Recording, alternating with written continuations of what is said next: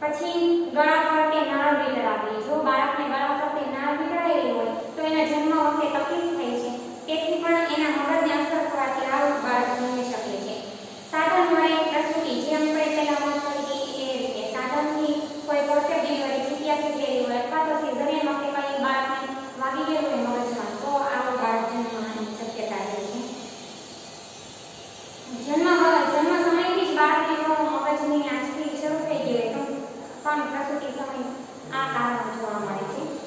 પ્રસૂતિ પછીના કારણ તો તેની અંદર છે નેક્સ્ટમાં કે ચેપ લાગવાથી. બાળકને કોઈ ચેપ લાગ્યો હોય તો 0 થી 18 વર્ષમાં 18 વર્ષ સુધીમાં કોઈ પણ એવો ચેપી રોગ હોય ને ચેપ લાગવાથી બાળકને આ તકલીફ થઈ શકે છે.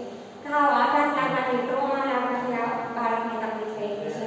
મગજનો તાવ, એમાં મેઇન છે કમળો હોય બાળકને તો એ મગજની આંચકી આવે છે, આંચકીને લીધે બાળકને આ થઈ શકે છે. કમળાથી પણ થઈ શકે. પ્રોટીન અને વિટામિનની ખામીથી થઈ શકે છે.